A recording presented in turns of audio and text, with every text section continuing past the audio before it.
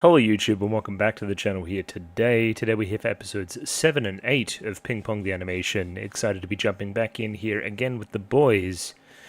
Seems that we're about to change. Things are about to turn for our young hero, our young Squire Pecco. Potentially Small here is going to have some competition.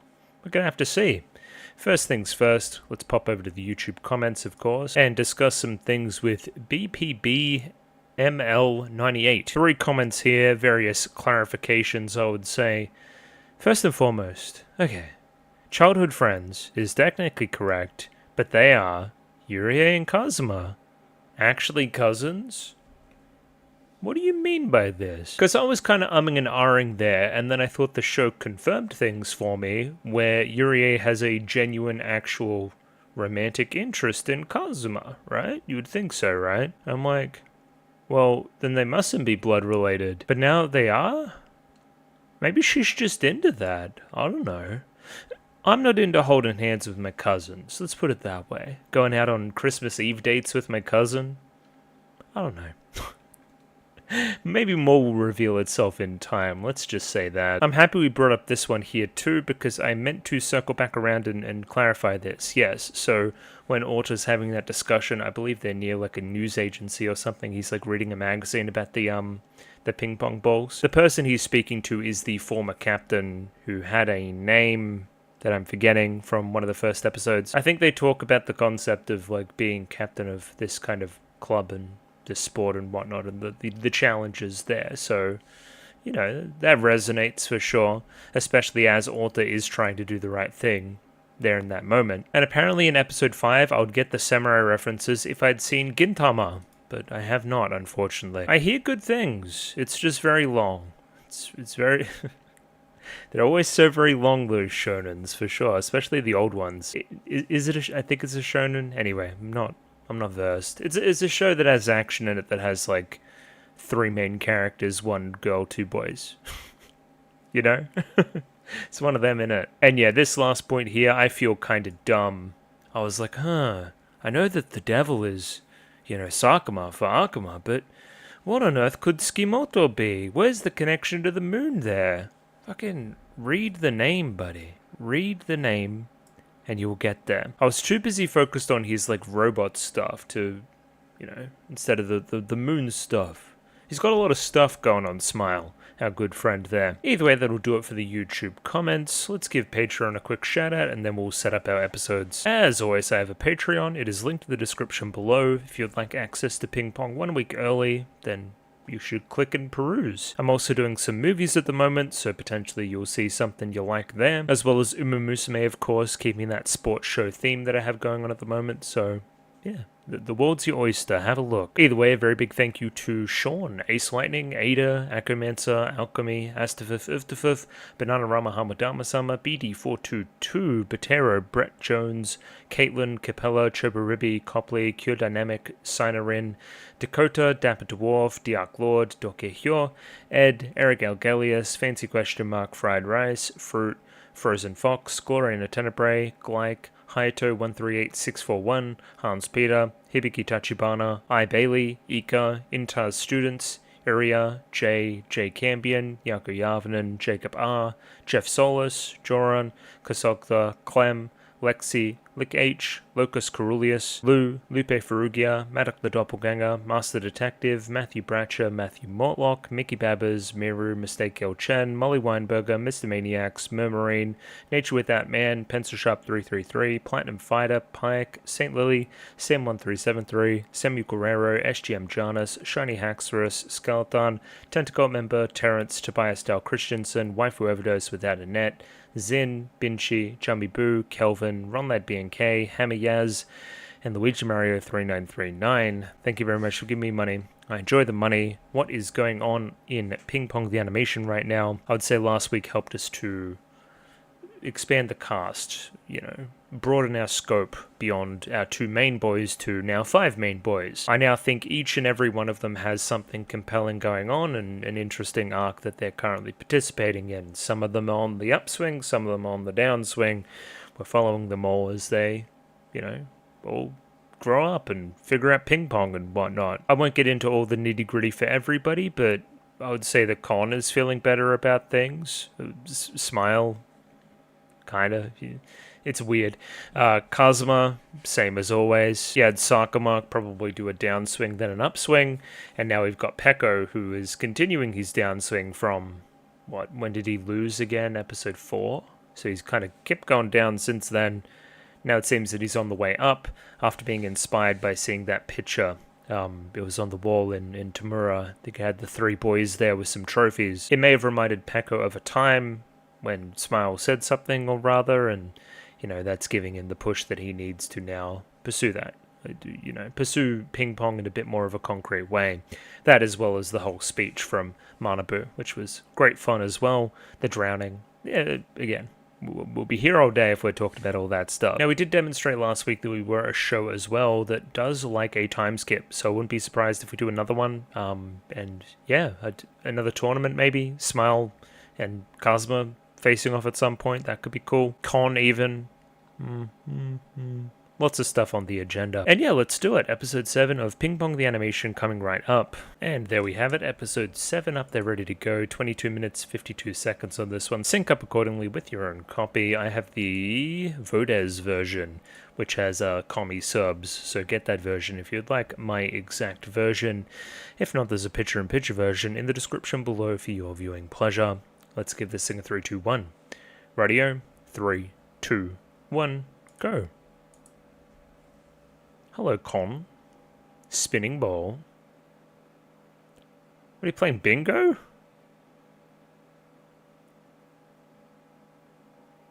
Oh.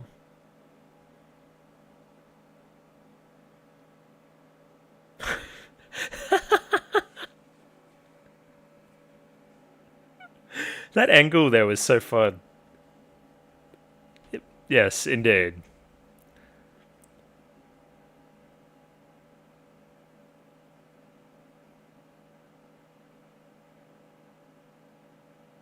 Whoa!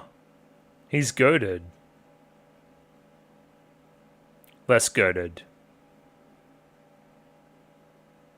Hey, Con's going okay. Classic. The hair's back too.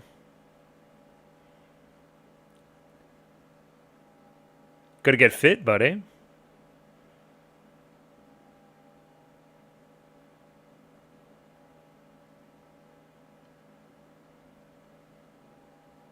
Also, if you're gonna go running, take some goddamn clothes off. Who does this remind you of? Honey. Ugh. Oh yeah, it's a shrine.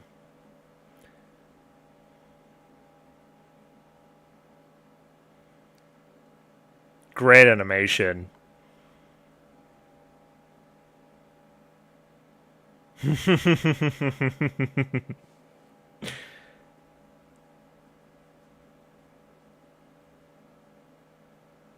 The music here too.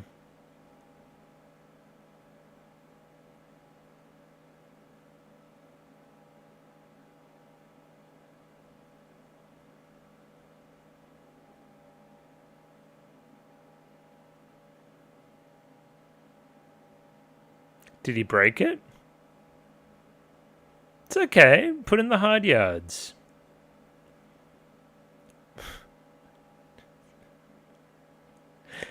They're just fucking around. And he doesn't like that.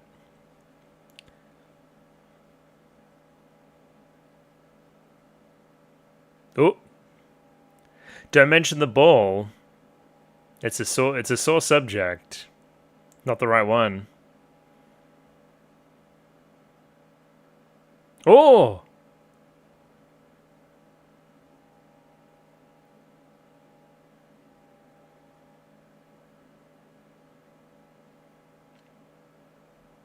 Indeed. That's interesting. I wonder how Koizumi feels about that. Oh, that's new. I feel like that's new. In the opening.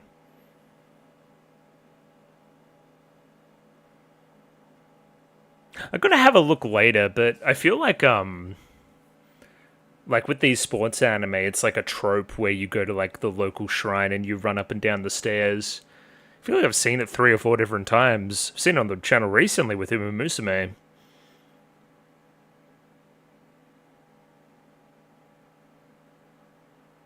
For some reason, it's giving me Hibiki Euphonium.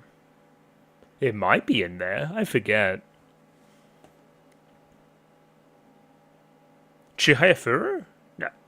Something like that. I've definitely seen it a bunch of times. It's probably a trope.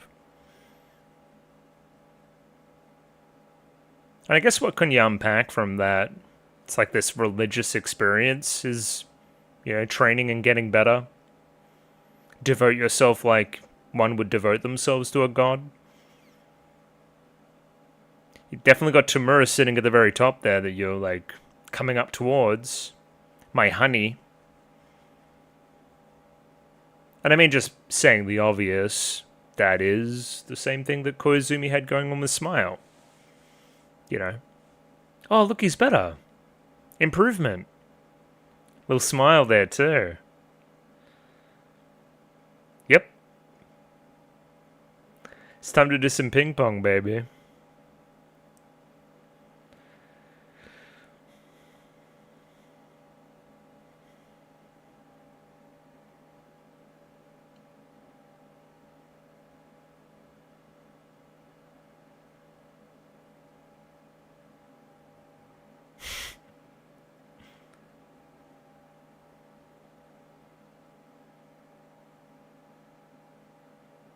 Very clever. He still has trepidation, though. Does he?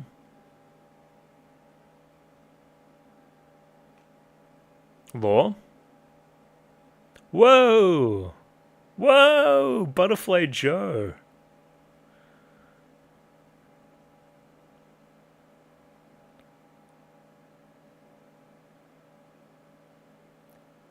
He still said no?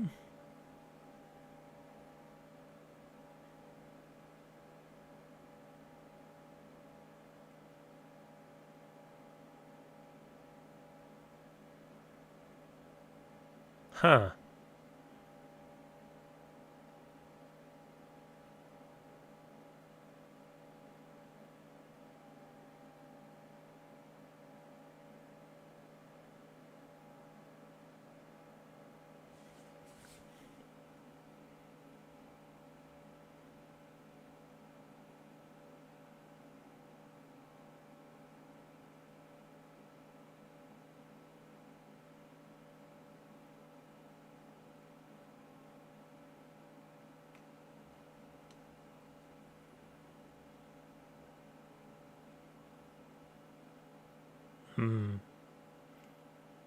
It's off of that conversation with Yurie last week.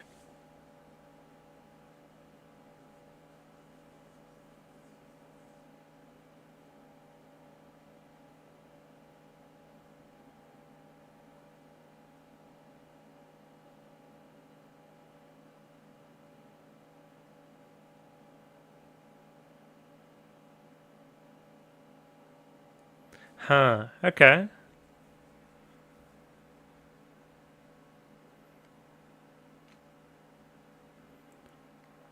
That's an interesting wrinkle, isn't it?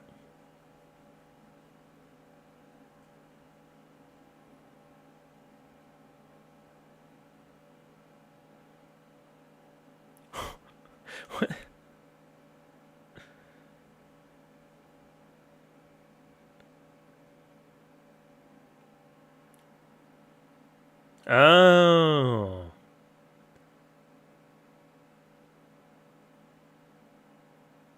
Interesting.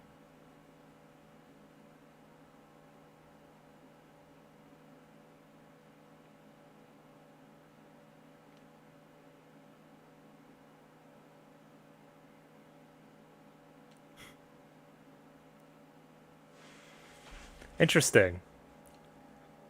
Tamura pulled some strings, eh?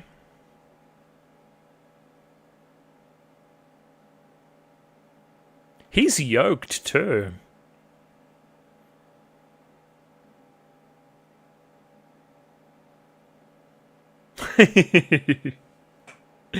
What a show. Holy shit.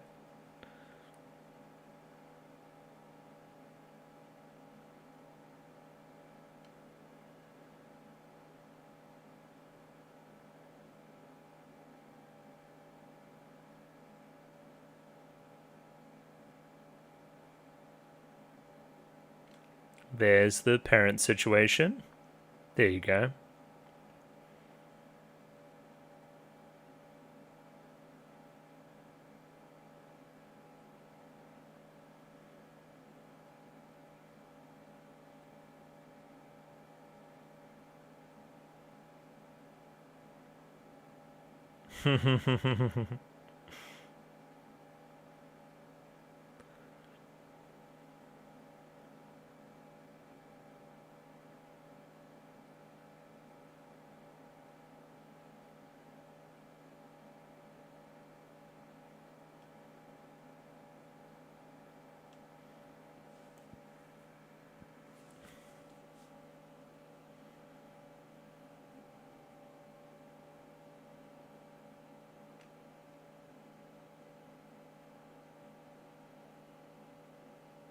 Interesting.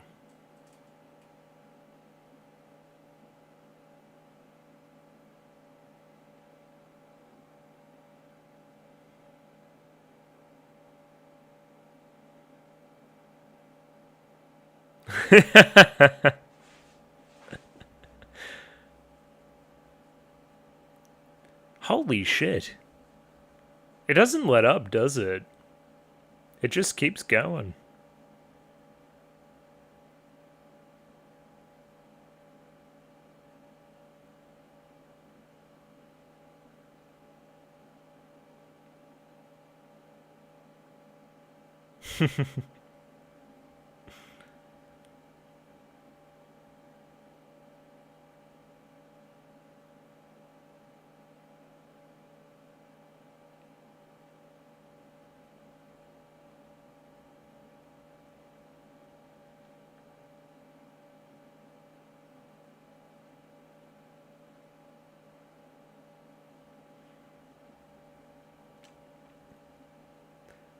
Oh. See, it's like reciprocating the English stuff.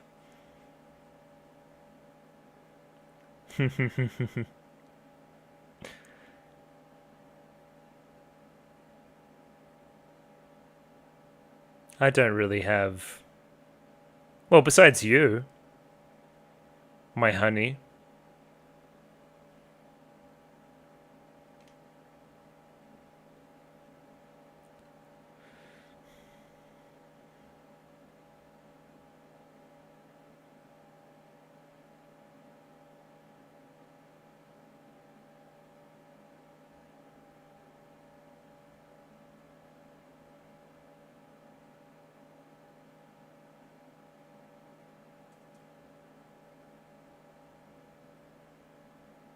This thing's crazy?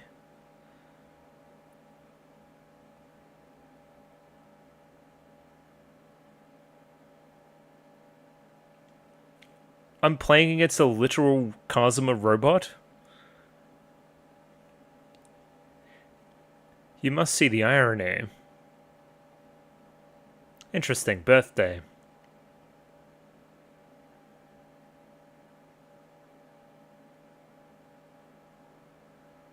Born on Valentine's Day.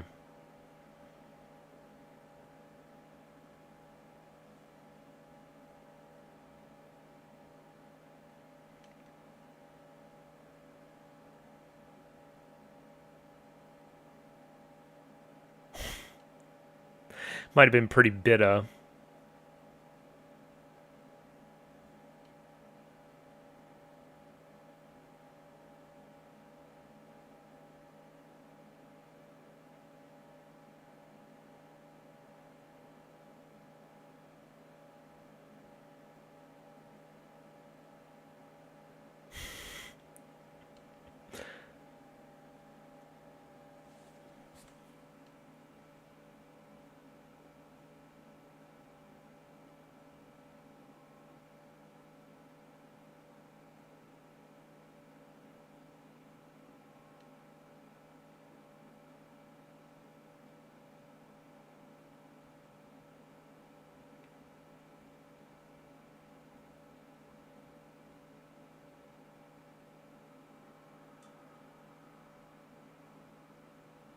Okay. Well, yeah, clearly.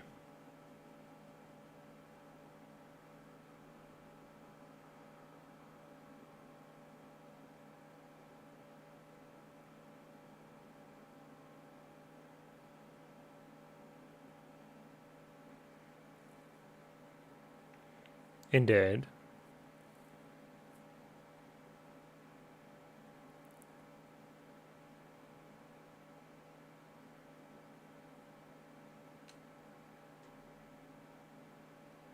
Well, I mean, he's not going to show up, no.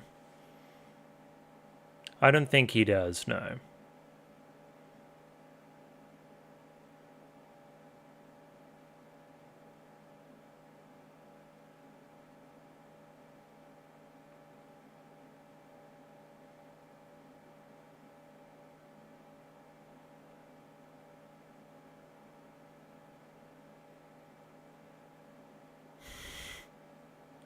Oh! And the flowers.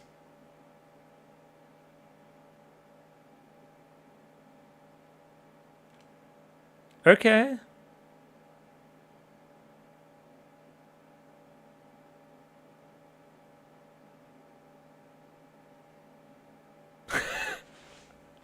Go on, give yourself a bit more credit. Okay. This music is crazy, too. As is the pose.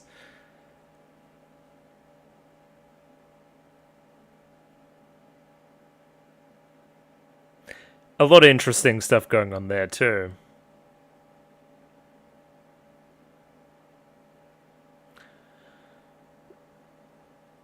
I don't think he cares that much.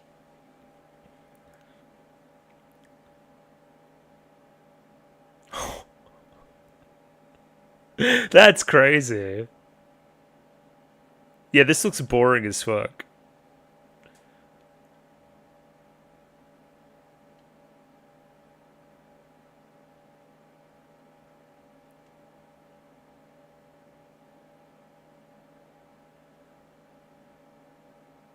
Now?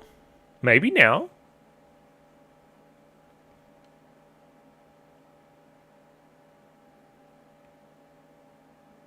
Float like a butterfly.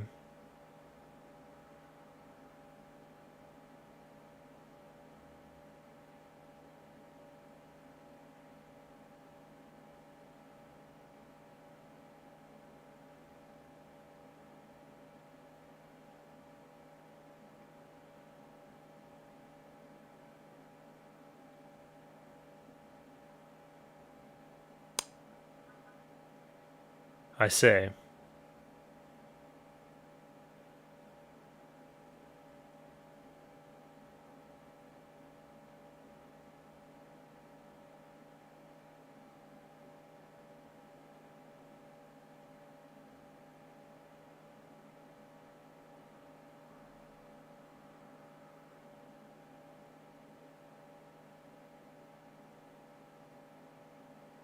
Huh.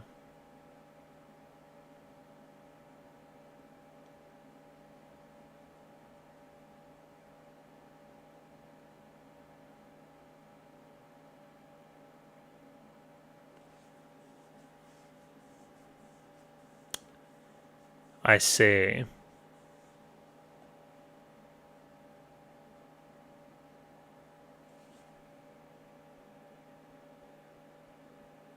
The lore is insane.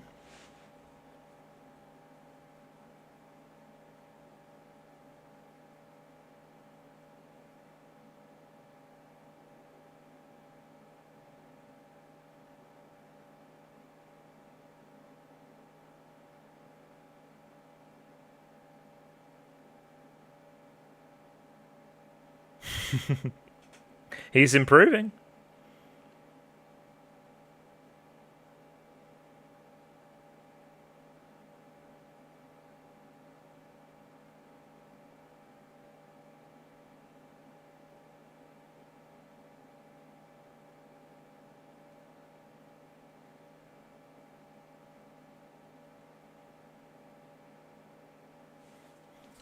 Look at him move.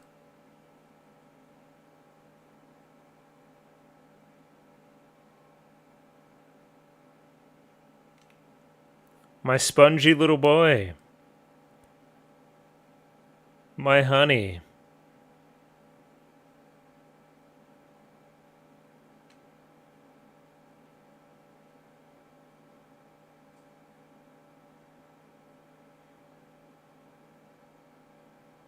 Oh, look at him go.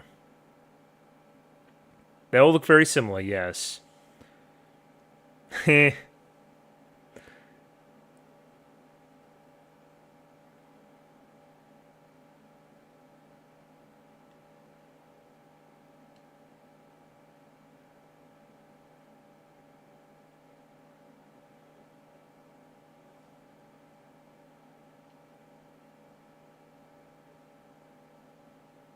Dude, the kids are good too, man.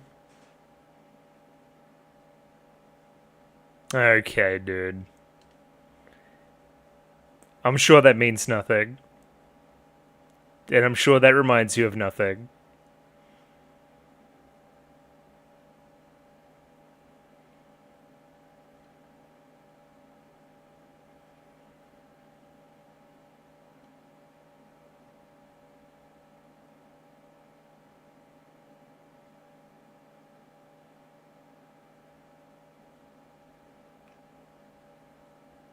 Oh. Bit of acknowledgement.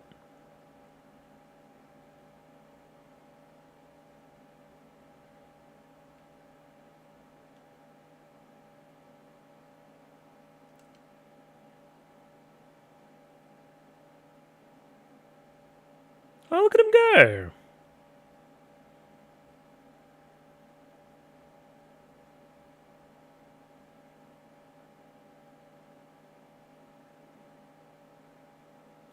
Otter's kind of moving. Hang on. Whoa! Hey! Settle down! Settle down!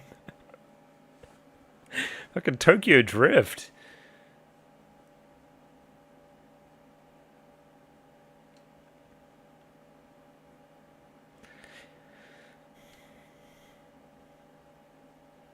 Don't forget the robot part, too.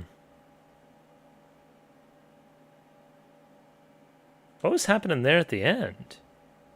Because those are the flowers that Eyebrows got her. Anyway. The pace is insane. More and more and more, just like every episode going by, it's just solidifying how fucking good the show is. It's insane. It's insanely good. We've done something very smart with Smile's character.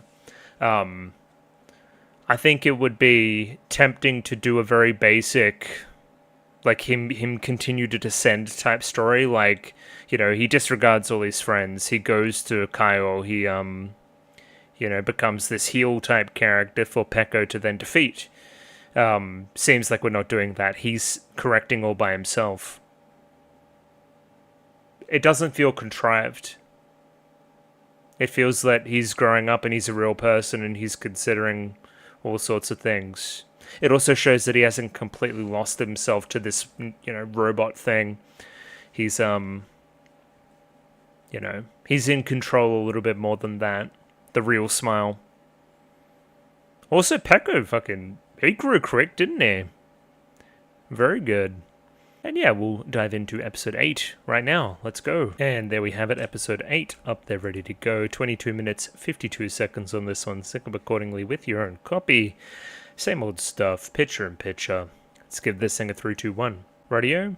3, 2, 1, go. Indeed. So same tournament as last year.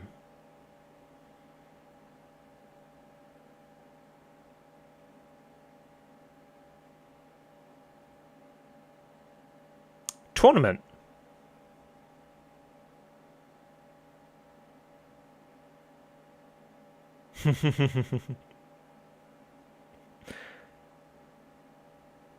Look at their stupid heads.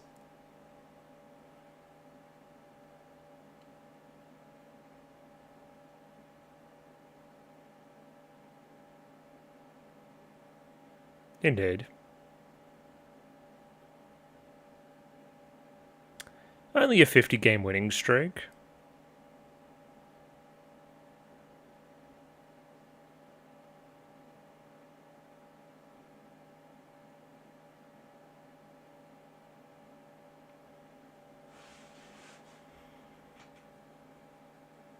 Huh. Indeed.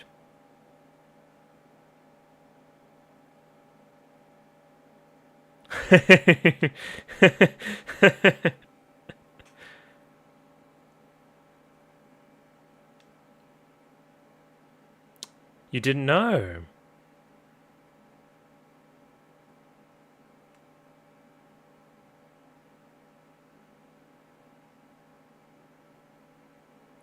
This guy's great. I fuck with this guy so hard.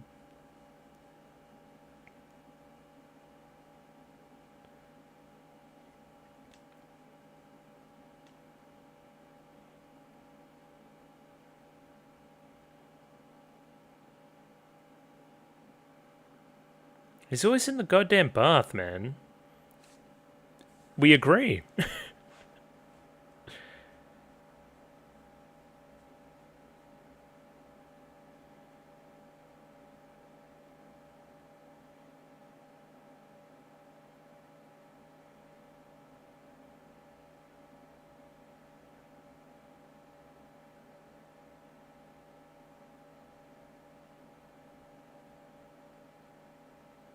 Bro is the goddamn thinker.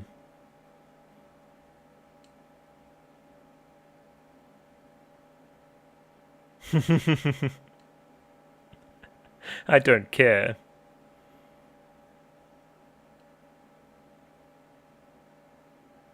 Strangely.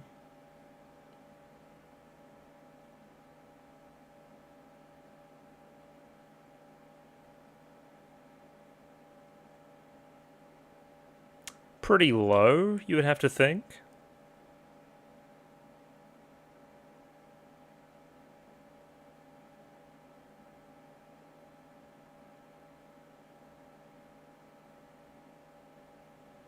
Mm-hmm.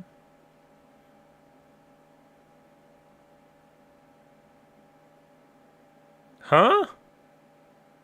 Whoa. Talent alone. It's the fucking ping pong Roomba? Whoa, whoa, whoa, what is happening? What? Pardon?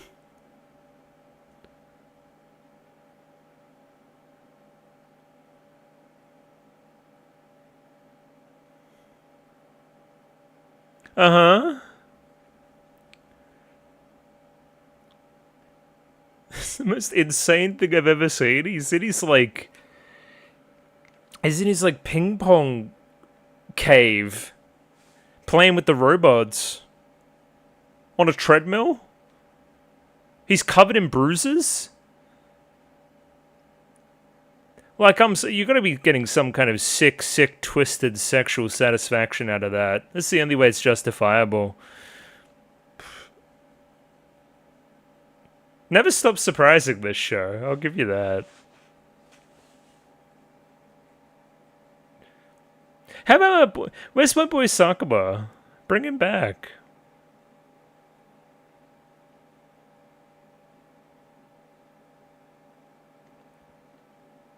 Does he even go to high school anymore?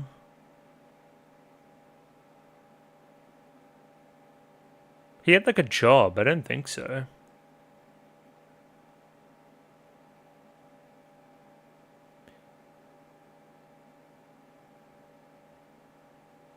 But yeah, Tamura said better than Kazuma.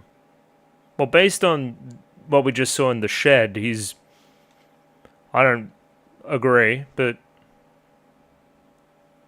Yeah. All that lore is very interesting about, like, back in the day, too, with, Tumor and Koizumi and all them. Ping Pong Girl. We're here. Mm-hmm. He's feeling himself, yeah.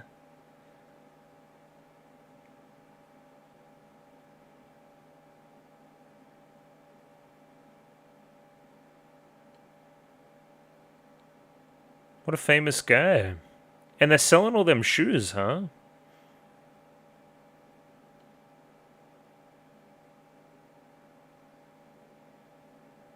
The vibe's kind of different from before. Look how bold they all are. Oh. Okay, he's got an aura.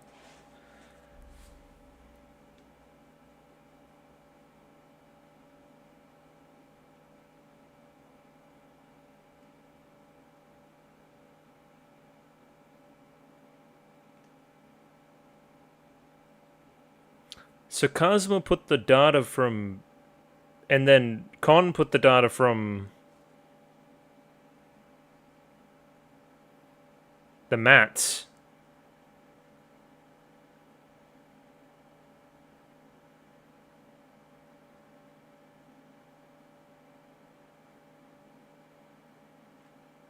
Where are your shoes?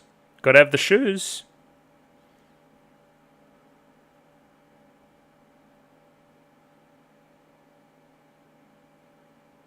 I don't know. How do their sizes work? What is size 26?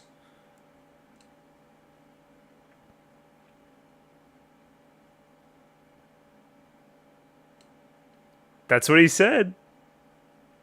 Such a funny ad. So this is all a big scam to sell fucking shoes. Look at that.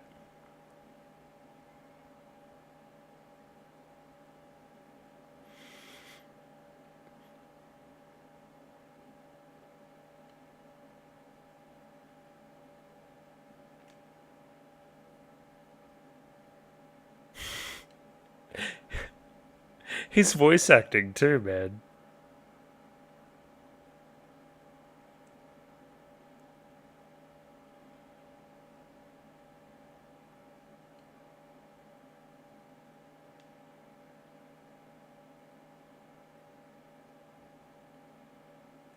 Here we go. The rematch. Similar shot to before as well. Oh, Coach is back too.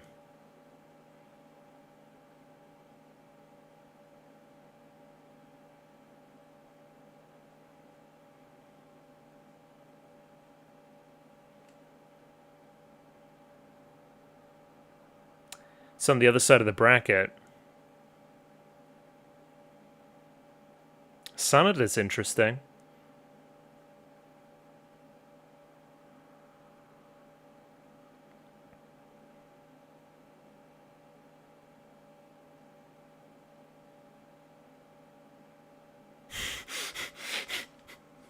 He cracks me up, man. He's so good.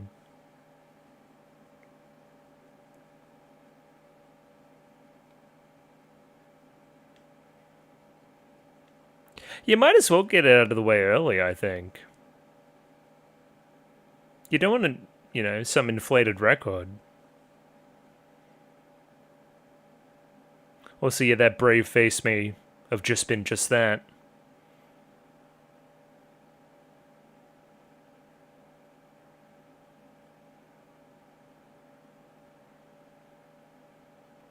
Okay, the camaraderie's good.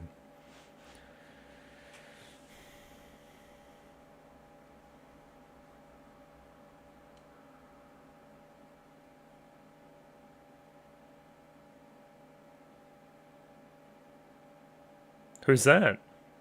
Huh? Oh.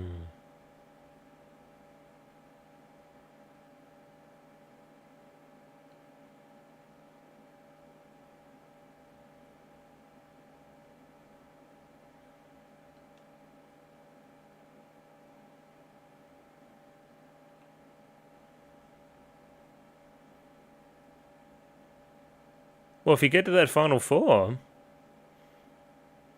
look how fucking big he is.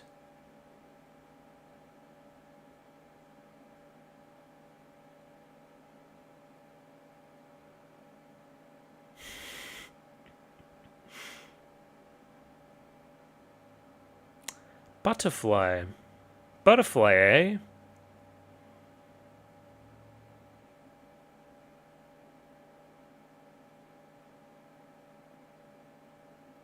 Yeah, wear good shoes. Just don't be devoted to, like, one brand.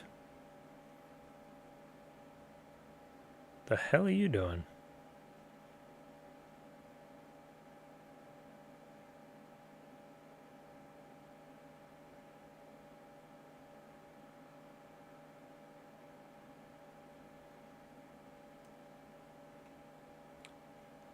So all the good players are like, no, the mats are it's just cope. It doesn't matter.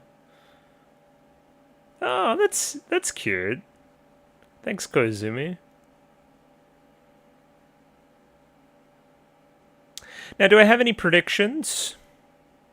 I think that Pekko's going to beat Kon when they battle.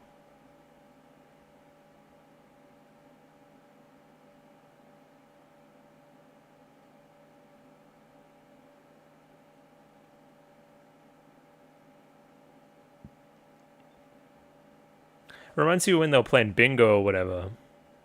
Oh, okay, he's cool. Oh, he's dancing on him.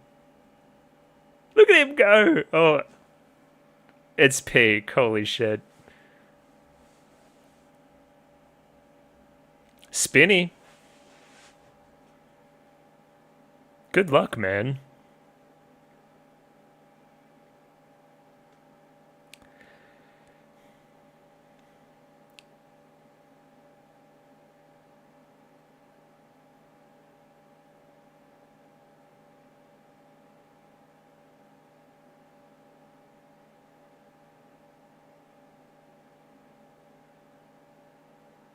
Holy shit.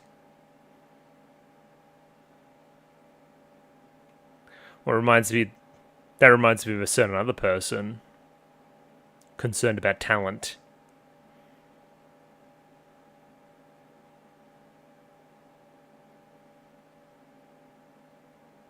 Holy animation, too.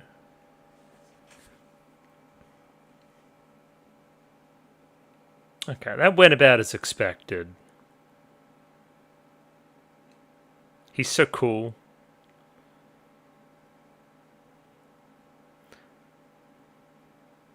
Sure, who the fuck was that guy?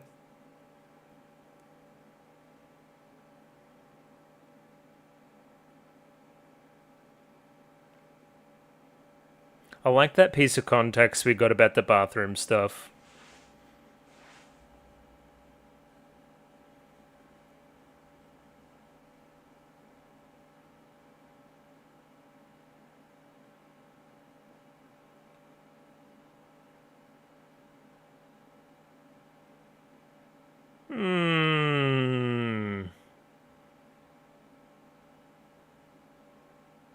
Hey! It's sleeping pretty deep, though. Oh, the hero! Enter the hero indeed.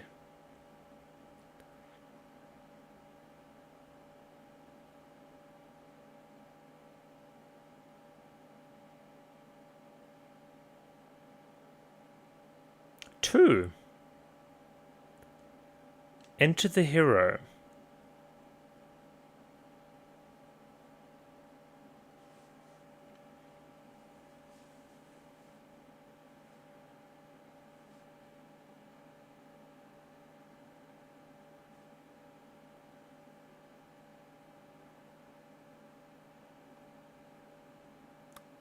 Do they get to look at each other's...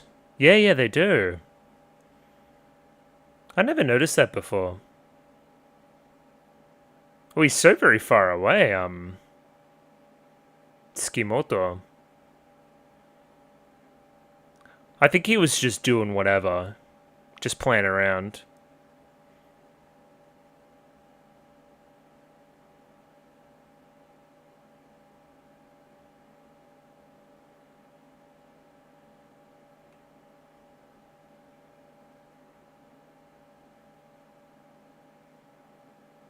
What? What about the other guy?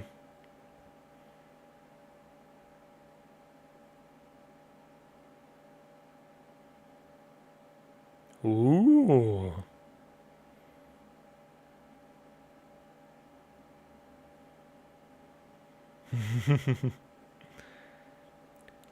He did get skunked, for sure.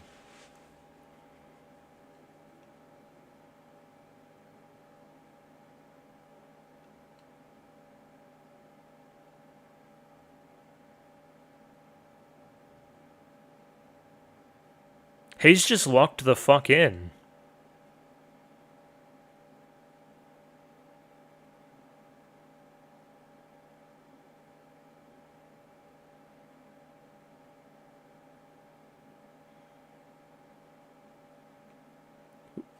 Maybe it's bait?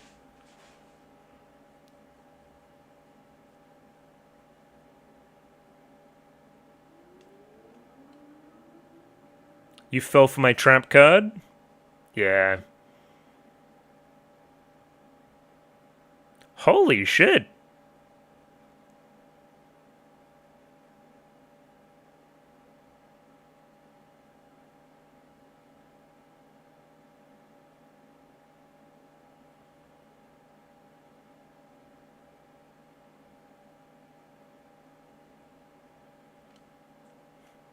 There's good gamesmanship there. Yeah.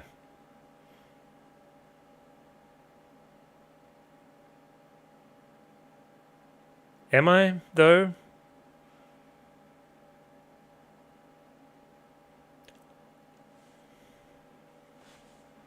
I'm the smartest man on the planet.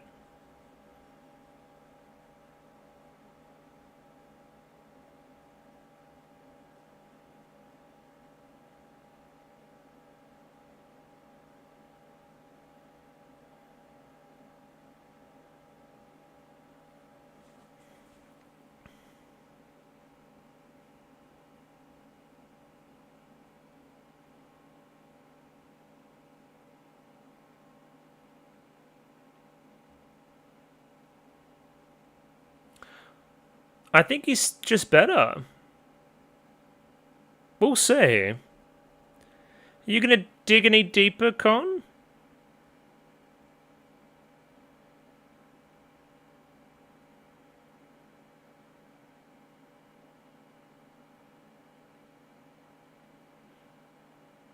Well, that's nice. Not all thanks, though. It's all on the line here, eh?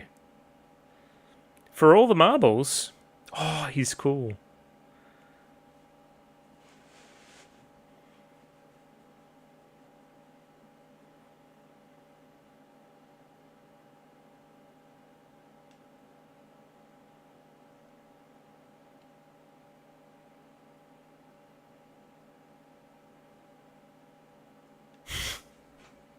What kind of lover are you? Trolled.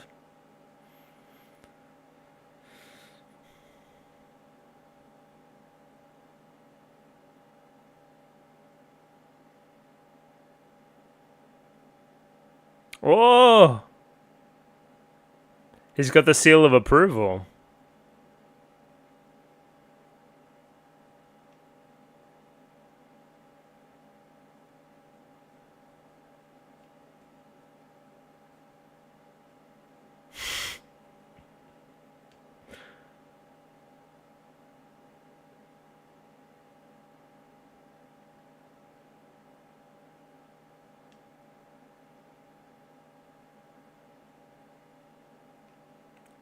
Even he knows.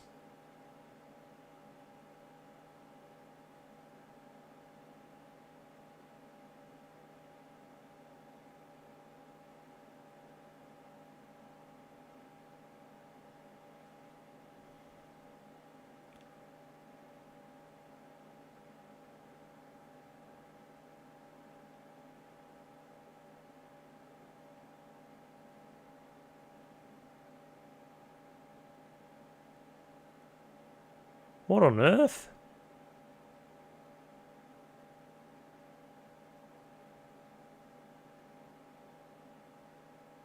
He's free. Oh, he's doing it.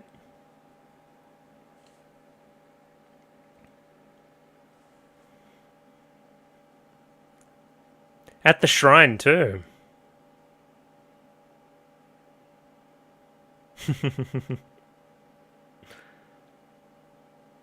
It's all coming together, folks. It's all coming together. I'm going to pat myself on the back a little bit. I feel like that was pretty predictable, though. That, you know, that Peko was the robot. Or the hero, I should say, not the robot. The robot's the other guy. He's bad. He's bad news. The other part of the equation there is like, okay, Smile's in his little closet. I think then Peko gets him up out of there, for sure. I don't talk enough about the production of this show, like how much is being done to make Ping Pong compelling to watch in animated form. It's very, very good at that. Because I'm no ping pong fan. I don't know the first thing about it, but I'm pretty consistently entertained during the actual bounce. It's all come together. I guess that's what I want to keep saying is all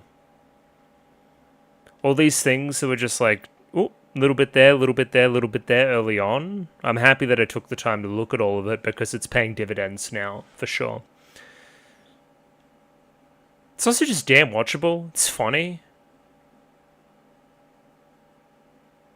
It's really good, man. Like really, really good. Like best good. I don't know. But I don't know. But I don't know. That's all I'm gonna say. We'll leave it there. Do a bit of discussion about those two episodes. I'm not going to be short on content there, for sure. We'll do that tomorrow. Yeah, another fucking lights out session. It was very good. See ya. I'll see you in a second. You'll see me. And we're back. It's the next day. 2 more episodes in the book. Very, very, very good. This show is incredible. It's outstanding. Like every aspect. I cannot praise it enough. But before we go full on glaze, we've got to figure out who we're glazing first. We've got 2 episodic directors here for episodes 7 and 8. Episode 7 here by Ryota Ito, who has an interesting CV. It's eclectic, especially in the time since Ping Pong. 3 shows here stand out for me, and all 3 I think we've done direction work on.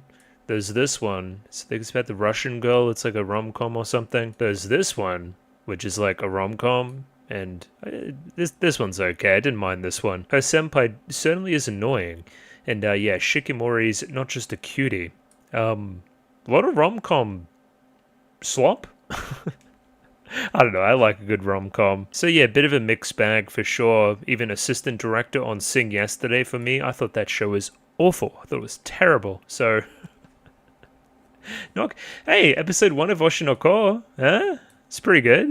It's a really good credit. Key animation on the opening for Nozaki-kun. You take the good with the bad here, I guess. I don't know. Getting lots of work. We'll give you that. And for episode 8 here we have, and bear with me on this one, Pyongyang-ho. Seems to be a pretty Science Saru-centric person. Devilman Crybaby, Japan Sinks, and there was another one, Night is Short, Walk on Girl. Yeah. Unit director on that even. Very cool. And as the number 1 Japan Sinks defender, sure. You directed that. Well done. Good job. It's weird because it's like directors Yuasa, but you're series director. I'm unsure on the distinction there. Shoutout Gaku Garashi as well. That's a good little show for sure. Haikyuu. Yeah, there's some Carol and Tuesday. There's some stuff. There's some stuff here. A little bit surprised we don't have like more recent Science Saru stuff. Maybe she's stepped away, I don't know. Any recent stuff in general? Not really. Yeah, not really at all. I don't know, looking at the stuff is always good for a laugh for sure, so... Yeah, listen, how do I even summarize what I just saw? Once again, outside of Manabu, we're focusing on each of our main boys. I would say that they've only grown in depth. I guess Con's kind of cast to the wayside a little bit, but ultimately there I think that's probably good for his character. Like, you know, him learning to lose, that's kind of been his thing. and to deal with it, and it's not like this life-shattering thing. I'm still going to have a, support network and friends and family and all this other kind of stuff. It's not the end of the world. So yeah, now we're narrowing it even more. It's only really we're focusing on like Smile, Peko, Kazuma, right? And funnily enough, they seem to be our three main boys because they each reflect our other main three from 50-something years ago. That's really exciting. All the revelations there. They've kind of been touched on in the past, but some confirmations about Koizumi and Tamura and the fucking other guy, Kyle, whatever his name was. Still really craving a flashback at some point. I would imagine it's coming.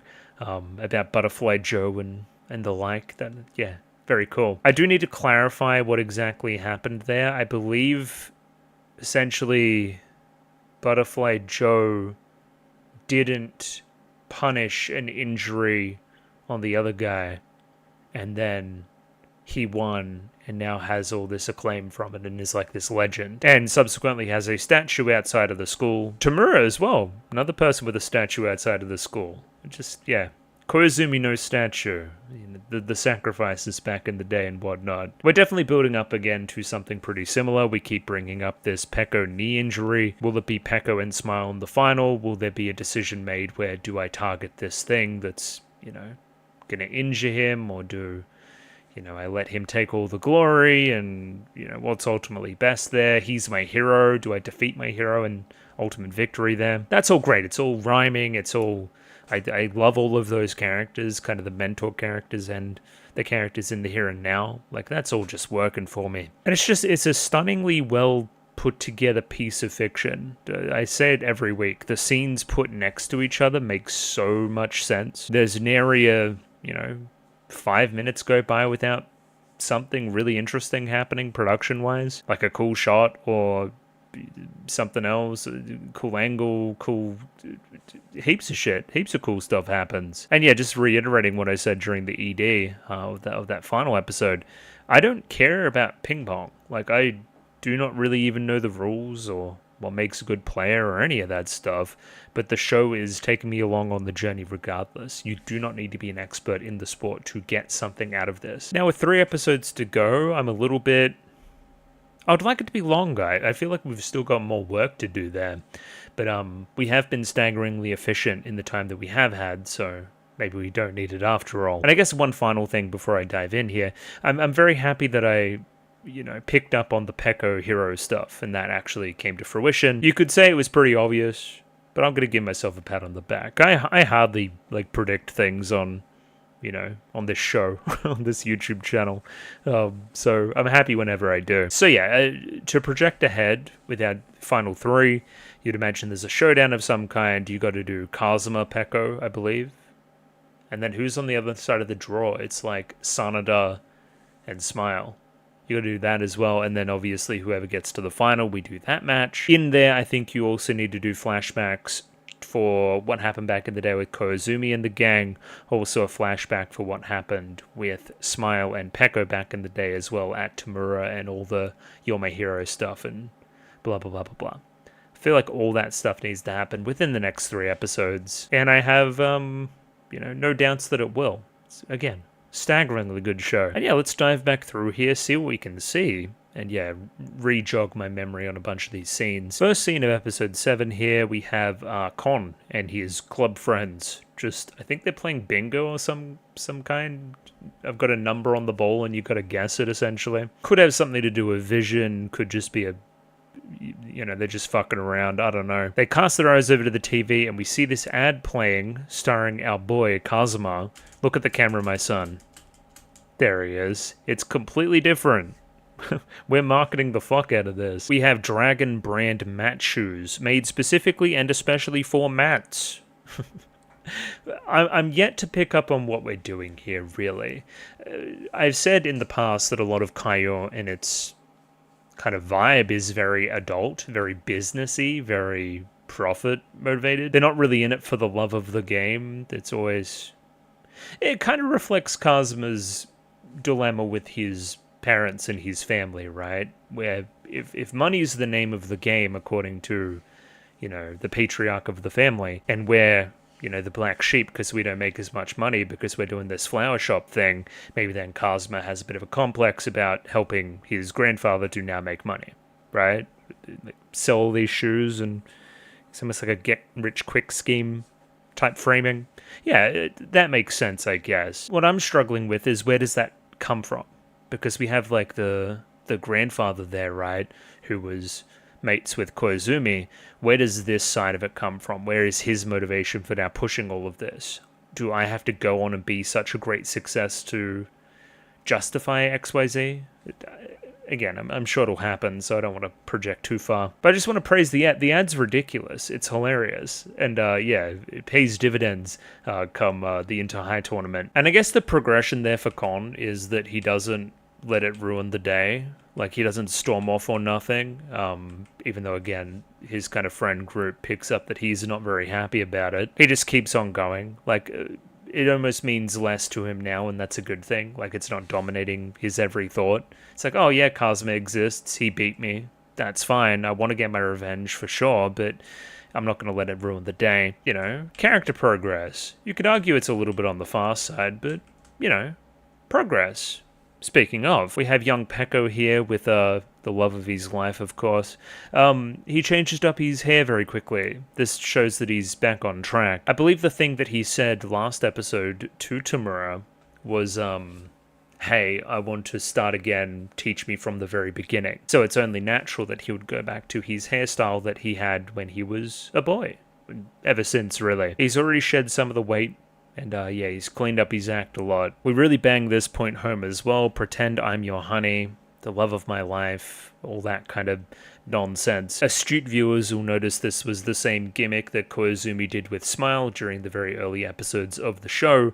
It did nothing to endear Smile to Koizumi. It only annoyed him, which I think was part of the play there because we wanted to get him out of his shell, and you know, provoking him is part of that. I just think it's curious that both Tamura and Koizumi go for this same tactic. Maybe there's something in their past that informs this as well that we'll see in due time. Once again, I just want to canvas the same thing that I said during the reaction as well. I believe this is a trope, like training for sports event at a shrine, attaching these kind of cardio sessions with religious, you know, regularity almost, like I'm doing it religiously.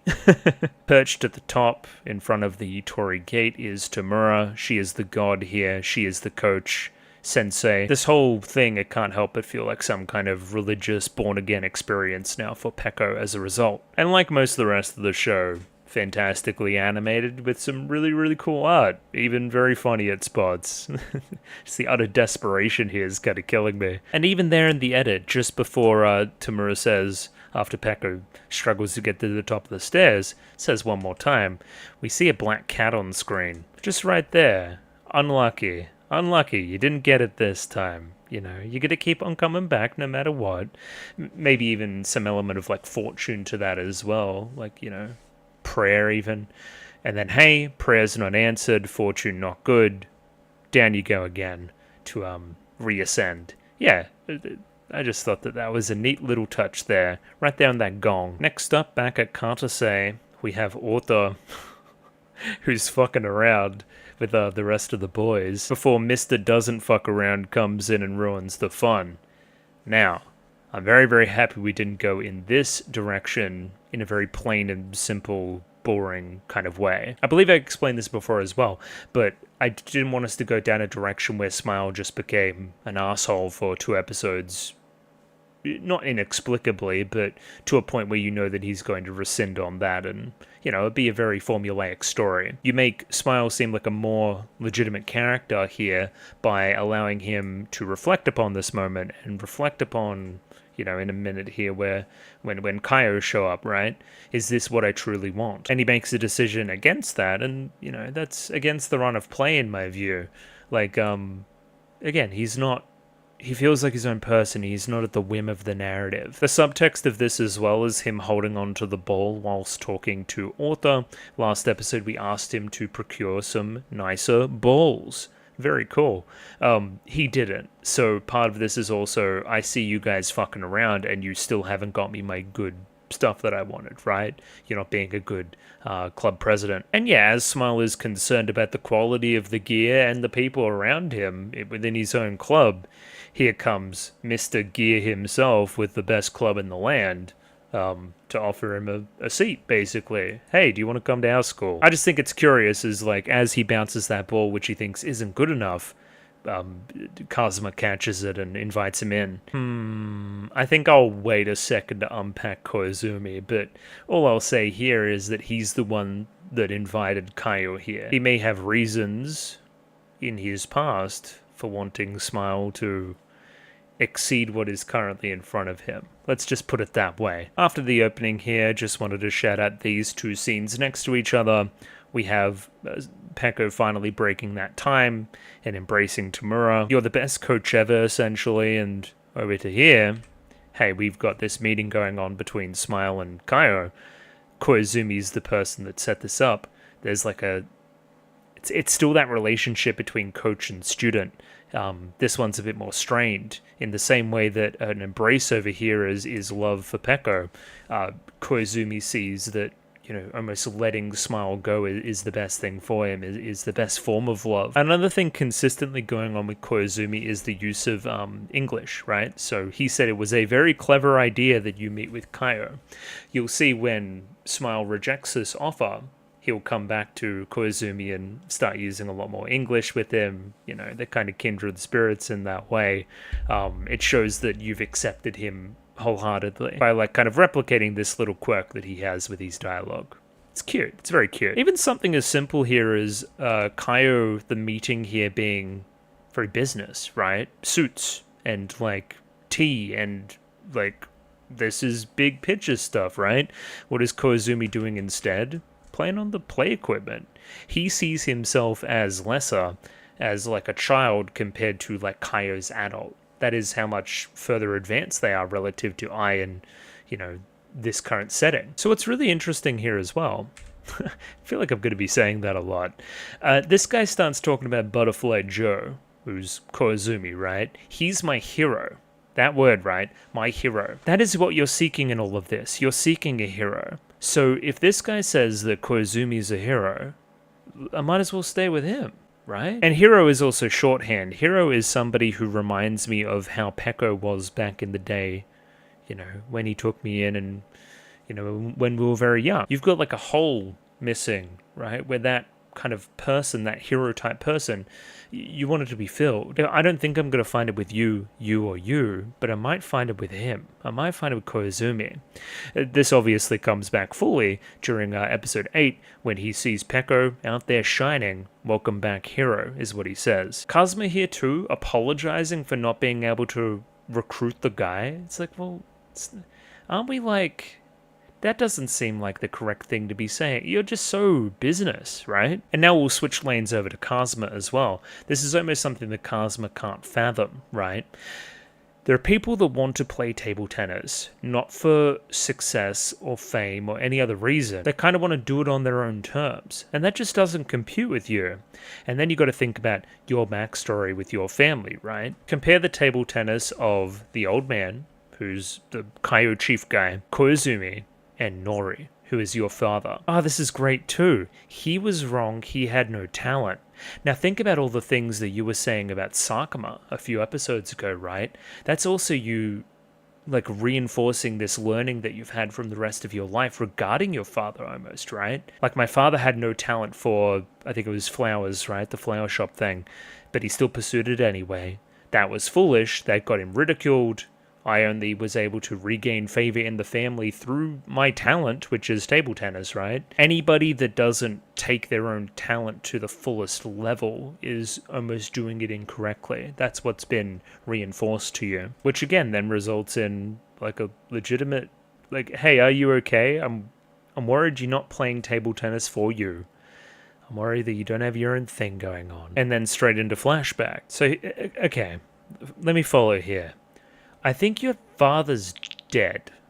I think he died. And Emiko is mum. And Emiko... Okay, we've got some third party here that's, like, concerned about the amount of wreaths at his funeral, which is already insane. Like, it's almost a bad showing if we don't have enough flowers at this guy and this family's funeral.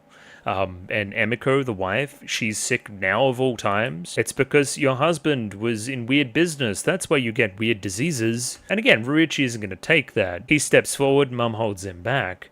Please be understanding, these families, they have their own rules. And ending this little scene here with, hey, who do you think your hero is, Kazuma? And he says that there are no heroes. There's so many interpretations. I almost see this as like Kazuma is what would have happened almost to Smile or someone like that if there wasn't a hero in his life. If there wasn't somebody there to pull him out of the darkness, you know? I didn't have anyone there to help me or my mother, right? Instead, I needed to rely on my own skill at ping pong and getting better no matter what to bring respect to everybody and favor and everything else, right? So now I'm starting to see the family situation a little bit more, right? Because now he's cousins with Yurie, whose father is the coach, and we've taken him in because the brother passed away, Ryuichi's father. That's now making more sense, because otherwise I was like, okay, well, why do they live together? Okay, good. And the pacing's insane. So we have all that Kazuma stuff, and then we have this scene here with Smile. Music, killer here too. Where essentially Koizumi was setting him up with Kaio because he didn't trust his own coaching skills. So think about those scenes we saw before where he was struggling to keep up as much because he's an old man. He was kind of feeling about that. He didn't want to hold him back. But then Smile's kind of insulted about that. Do you really think I'm this person that wants to prioritize my own talent and growth and ping pong above these relationships that I've forged? Do you really think it's that, transactional and that, replaceable? I don't think it is. So then he says his bit about Sakuma, right? If I go there after I kicked Sakuma out, the vibes would be off, but that also demonstrates to Koizumi that, hey, I actually am thinking about this stuff. I'm not a robot. I have emotions. I'm almost insulted that you would think that I look at this so cynically. Where I feel like cynicism and the lack thereof will be a big theme going forward, right? Are you doing this for the right reasons, for passion, as opposed to success, fame, money, glory? Just, yeah, wonderful scene, wonderful for Smile's character, wonderful for Koizumi's character. And on top of it all, then he starts to run away. Boys, slow down. Oh my god, in the middle of this, I get introduced to my favorite new character as well. This is Tamura's son. He what does he do? Japanese National Training Center coach. So he's at the training center, which isn't just for ping pong, but for all sports. Tamura Michio's his name. So I think, okay, once you've proven yourself to a certain level, Tamura pulled some strings and got you some coaching, or at least a seat at the table at this prestigious center. Again, probably pretty good at pulling strings, considering her fucking statues at the front. And Peko, he takes at it like a duck to water. Very respectful, deep bow here, but still his flamboyant self, telling everybody that he's a Capricorn with an O-type blood, sure. And yeah, he just kind of flourishes in this environment that takes it a bit more seriously, but also supports him in that process as well.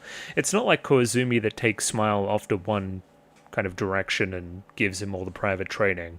No, we're having this intensity with everybody. It's just this better culture that allows him to grow. But everyone's also their own individual. They're not all uniformed. They're not all bald. It doesn't feel like Kaio. It feels like a high-level, training center that isn't as rigid or as almost like traditionalist as the other stuff. It feels a lot more healthy. Smile's a bit like me. Once he starts running, he just keeps on going. He does not stop. So yeah, he's quote-unquote ran away right now because Koizumi can't keep up with him, but honestly, he's just really doing some thinking. He's mulling some things over. That causes Koizumi to call Tamura, and we learn a little bit of backstory here. So Smile, his parents split up when he was young, probably young enough for when, you knew him, so when he was, 7 or 8 or so. He only lives with his mother. His mum works late. He hardly ever sees her. He's a very, very lonely boy. And now this explains a lot of things. It explains why he spends so much time at Tamura, why he potentially got picked on when he was little, and also that he needed a hero. He needed somebody like a Peko to come into his life and inspire him. All these just make sense now, considering that backstory. You could almost get your glasses on, too, and say, okay, you don't have this masculine figure in your life. You don't have that father. Koizumi, right? definitely part of it, especially as he's coming of age, as he's becoming a man. You need some kind of role model there. And hey, Koizumi, you were here for me when Dad wasn't. Like, of course I'm not just going to throw you away. And yeah, now I'm just seeing all the parallels, because you could neatly attach that stuff into what we were talking about with Kazuma and his father as well. And again, that the lack of that figure in both cases just causing them to make different decisions. I think looking at this through like a masculine, like leadership and mentorship lens is really fruitful. Tamura's advice here is to stop being so wishy-washy. If you really like him, grab him, squeeze him, and give him a kiss. You guys are partners after all, honeys, darlings. Treat him like it. Don't try to push him off to somebody else. Show that you care. And again, in a very beautiful way, we get that scene, right? We get Koizumi still waiting for him after hours, after, well into the night at the school, knowing that he will return. That's a display of devotion and shows that you really do like him. And if you won't give him any love, get out of his life. He's got experience with the subject, with his parents splitting up. And I brushed past it before, but holy shit, Kensuke Ushio is going off. He's going off his head with this soundtrack, man. I needed to tap in back in the day to this show. This shit would have gone fucking triple platinum on my, for like my study music for sure. At the end of his run, we still see that Smile is a little bit frustrated. He then turns his head over to a curious scene. A boy named Peko with his younger brothers all trying to pick him up and move him. He looks absolutely stuffed. He's outside of the center at the moment, right? The training center, I think so. And it's a hard scene to read for mine. But what I think happens here is you're like, oh, I almost can't even believe that. So now I'm going to turn around. I can't even face that. Me here at this time, feeling a little bit down about the whole Koizumi Kaio thing. Me even being teased with the return of my quote-unquote hero is not something that I can deal with. It doesn't compute. That's why he doesn't come over and say hello. That's why he just runs away. It's like, I can't do this at the moment. He almost doesn't believe it at all. There's also this dream sequence in the middle too, where Peko is dreaming of being interviewed after a match and saying that he's pursuing Olympic gold and all that. He's definitely got that motivation back. It's all very rose-colored too as well, if you wanted to bring some Tatami Galaxy into it. He's feeling it. He's got the sauce back. But notably too, not at the expense of his personality. He still says he's going to be in an Akagi dairy commercial or something, which I would imagine is some kind of confectionery.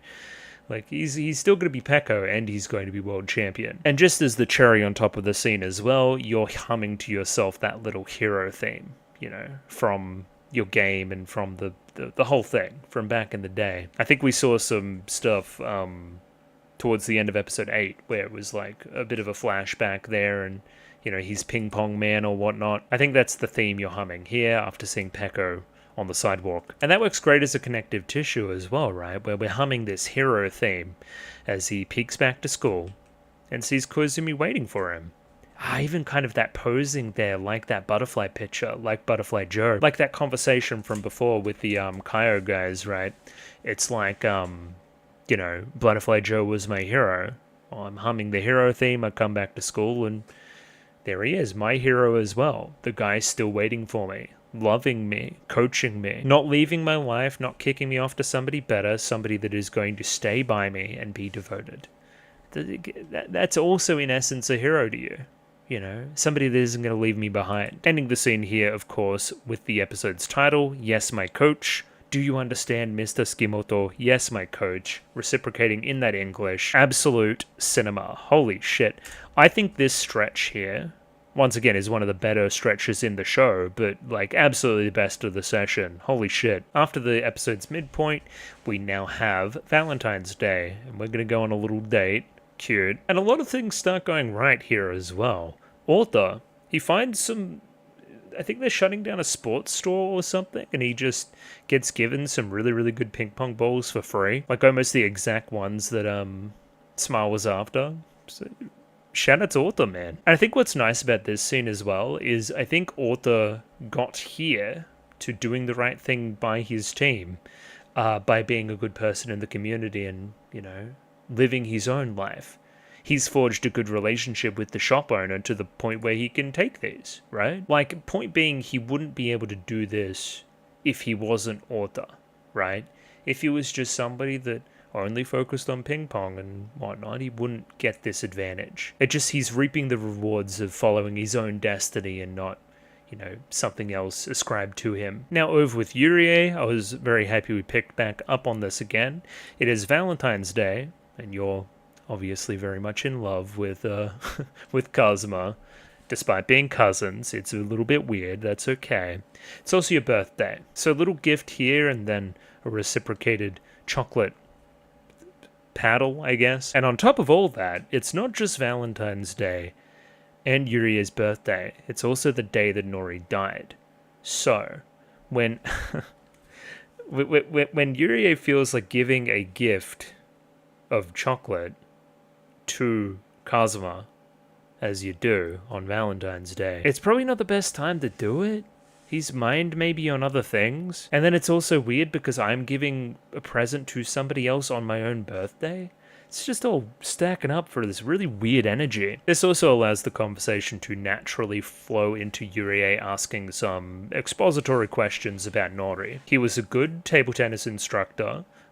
His style is very similar to Ruichi's. Yeah, I'm very curious about, because again, the old man is the patriarch there of Kaio and of this family, right? He is almost forbidding Ruichi from seeing Amiko and talking to her, even though again Yurie seems to have a decent relationship there and a lot of respect for that side of the family. And Ruichi following through on a lot of this stuff is, you know, him almost taking responsibility for Nori's business mistakes, which the old man took responsibility for. It's all this kind of like perpetual respect machine type thing. Crucially here as well, we see that this similar style has been passed down through everybody, right? I believe that's this guy, right, in the bathroom psyching himself up, trying to be like a strong big man type. So, you know, whenever we see old mate Kazuma in the bathroom figuring things out, it's based on that. It's essentially calling back to his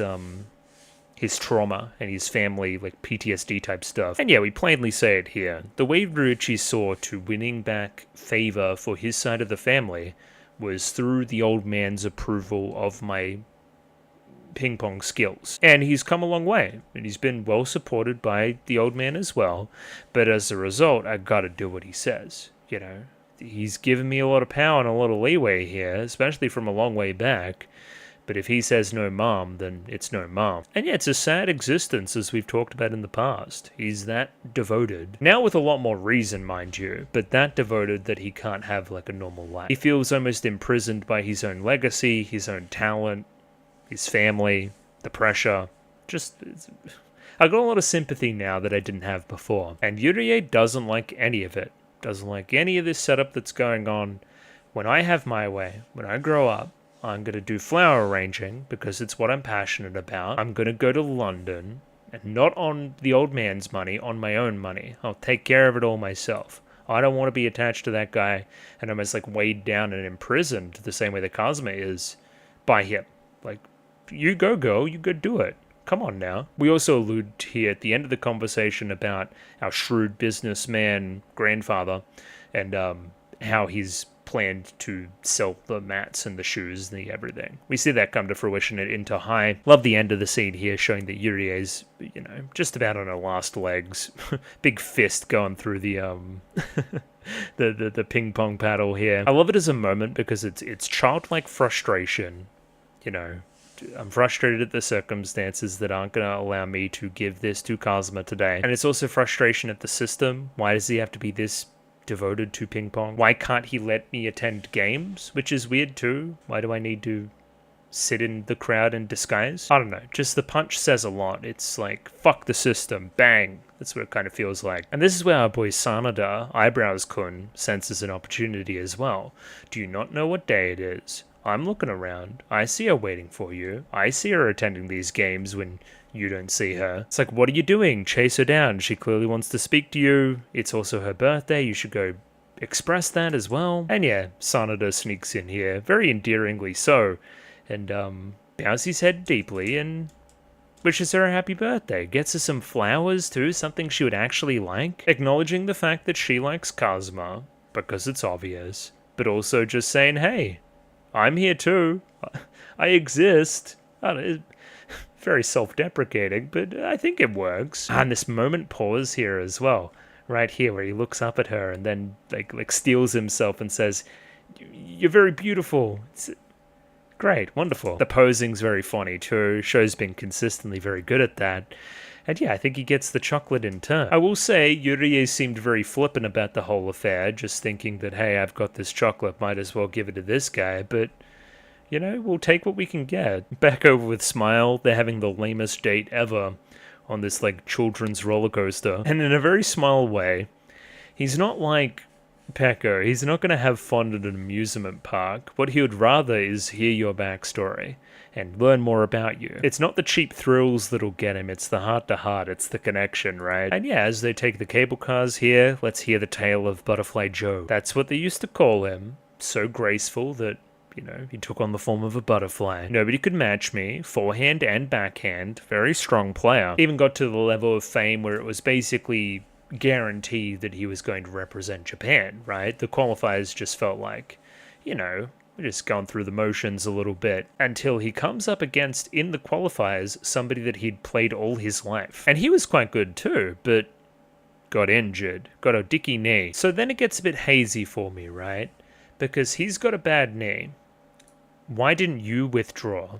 Well, I can't withdraw. I didn't have the bad knee.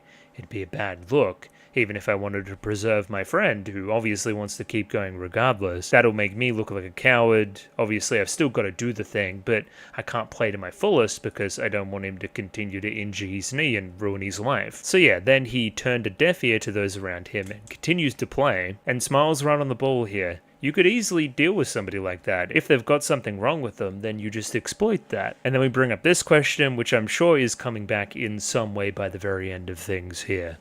Could you have done it, right? Driven a stake into an old friend's injury. Take Peko, for instance, randomly enough, who also is developing a bad knee. If victory was on the line, and you needed to press almost that pressure point of that injury to assure victory on somebody you know, your hero even, could you do it? So in the end, I self-destructed, right? I didn't press that advantage to the full way I should have, and I almost lost my legacy because of it. He then went off to represent Japan. I didn't. He has a statue outside of his school. I don't. All because I couldn't, like, super injure my mate. That's a crazy backstory. It's very noble of you, and reframes a lot of your stuff early in the show about being ruthless and about taking every advantage. Because it's almost like it comes from a place of cope, right? It comes from a place of, I didn't do that in the past. Let me not let somebody else repeat those same mistakes. I wasn't a ruthless player. Look where it got me. I'm here at Gathase, this shitty little school and whatnot, and you know, got my kids and whatever, and the other guy, he's top of the world. He's worth $1 million. Statue outside of the school, must I remind you. And again, the events of this episode too. Hey, in a ruthless way, if Tsukimoto wants to be ruthless, he will leave me behind. But in the same way that you couldn't do it back in the day, Smile is now mirroring you. He couldn't do it as well. He couldn't leave his current school and hurt this person. That's very important to him. It's just so many layers, man. For sure, for sure. I can understand the show's so good for rewatches because you just see it all folding in on itself. So, okay, let me talk about this. Obviously here, the Masaki Yuasa anime is fantastic. It's excellently well produced. It's so interesting to watch. Art's great, music's great. It's the whole works, basically. But what I'm going to walk away from Ping Pong the animation thinking more than anything else is, holy fuck, how good is this story? It makes me want to read the manga, man. Like, Jesus. See every iteration of this story possible. And there we have it. His name, Kazuma Ryu. He is Poseidon managing director. He is head of Kaio. He is world famous. He is everything. He is big, big money in the world of ping pong. And again, that's a character we already know from the narrative. It just fits ever so nicely. Even mirroring the shots we saw earlier in the show, they now have a lot more meaning. By the end of that scene with Smile and Koizumi, it feels like there's a bit more of a mutual understanding, that they're kind of on a level now. And straight after that, we see rapid improvement once again from Peko, determined, changing his playstyle, something that'll certainly rock the socks off his opponents in the upcoming tournament. Once again, just my endless praise for this absolute Dorcas over here too. He's the best. What was it, Michi or something? He's my big favorite, man. His eyes are so far apart. He's great. And I guess another thing we can walk away from this scene saying as well is that, through this change in playstyle almost, and in combination with his everything else, we've got somebody who's supremely talented. He's got natural ability up the wazoo. I think we say in next episode, like, he is the most talented player now. Beyond Kazuma, beyond Smile, he is that goated. To the point where Tamura, who's been very wise on the subject, says that he will beat Kazuma if they were to battle. Something I really like here too is the contrast between Peko's family and Smile's. Smile, only child, parents split up. Peko, heaps of brothers and loving mother, and it all seems to be all together, and they all share the same stupid haircut. Like, it's like a stereotypical perfect family versus a stereotypical not perfect family. And maybe again shows where Peko's got this instinct to maybe, pull in people that are, a little bit less fortunate. He's got a lot of brothers to learn that kind of feeling off, I guess. See, look at Mom. It's ridiculous, man. Kids are pretty good too. They should sign all them kids up too. Highlighting it again just for shits and giggles. Bad knee. He says that the knee feels off, so we're taping it. We'll see, especially when your thing is like speed. We'll see, man. And Tamura's really, emphasizing the knee because she was there back in the day and saw the whole situation unfold with the other two, right? So, like, yeah. We're obviously gonna go back and see that stuff in a bit more detail, I believe. Bringing full circle to Smile's character growth this episode, you would say, is a mutual respect found between him and Ota, who have butted heads since the show basically started. These balls that you've procured, they're actually heaps good. Thanks, man. And let's have a little game. I'm not going to go hard, I'm not going to absolutely destroy you, it's just a little bit of fun. Playing for passion.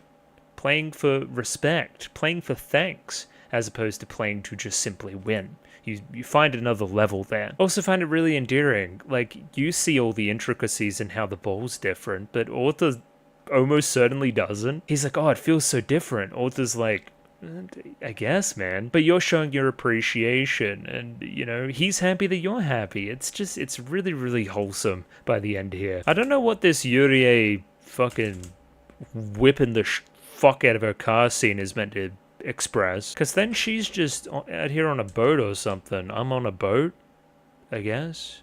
Is this a boat? Anyway, she's feeling a little bit disenchanted with things, let's say. Also, just backing up here too, love this line here from Smile, just emphasizing that completely different. Hey, even though again they're pretty similar, it feels completely different. It's bigger than the ball. It's my temperament is completely different. After I've learnt these things, I feel completely different about this whole thing that we have going on, this whole sport. And yeah, just ending the episode there as well. A couple of other people practicing, that being Kon and Kazuma, of course. Just before I get into the next episode, because this one's, I'll have less to say, I think. A lot of it's action, which is, easier to talk about in my view.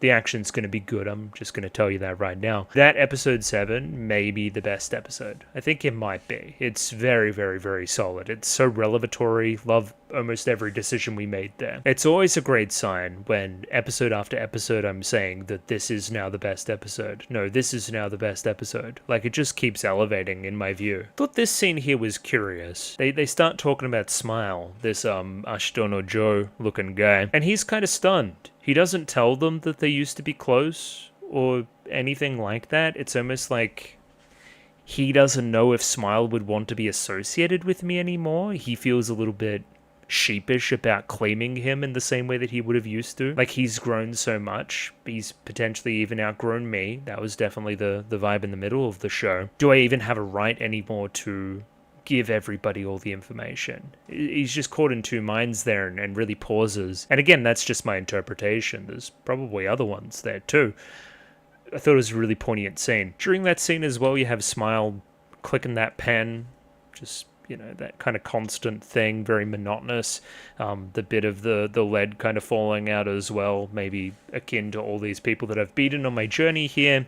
It's also very robotic and kind of monotonous and consistent, and, you know, it's a good little metaphor for him defeating everybody. And then we learn some lore, courtesy of Peko and Michi here. Or was it Michi? I forget. This guy, that guy. Another fun note, you see this photo album here, you see a very young Tamura, and you comment that she's a bit of a cutie, so that's fun because we're doing this whole lover shtick between athlete and coach, so fun, I guess. And again, didn't recognize her from the ping pong girl statue that I took a picture of at the front of the school. And again, this is the audience learning this information now too. We mirror Peko's reaction. We're like, oh shit, she was actually a huge deal as well. If she's got a statue, she must be, right? And then again, that's Mr. Koizumi. This is the chairman of Kaio. They're all in the same photo album. They're all hanging out together. I know I'm obsessing about this guy, but the way he holds his damn baby too, he's like a fucking...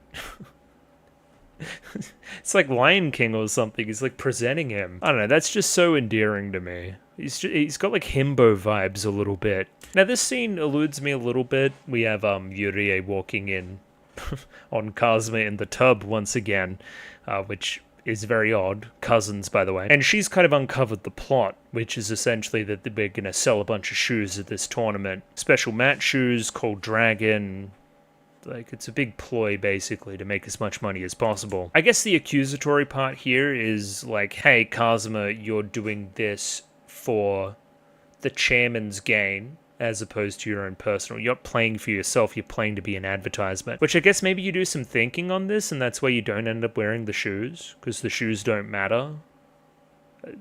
Maybe it'll come to me in a little bit more solid detail as we continue. And this scene too, I'm unsure about like the lead-in here. I don't know why Tamura here is at the school. I guess we're trying to sign Hoshino or Peko up for the tournament, and you're vouching for him essentially. Like, hey, I didn't know that you two were training. I didn't even know that he still played. Goes to show that the blinkers that Koizumi had on in that situation. I thought a curious moment here too as well was Koizumi of all people calling out Tamura for smoking, which is again, like Smile called you out for smoking before, and I believe Smile also called out Peko, which obviously has its reflection here too.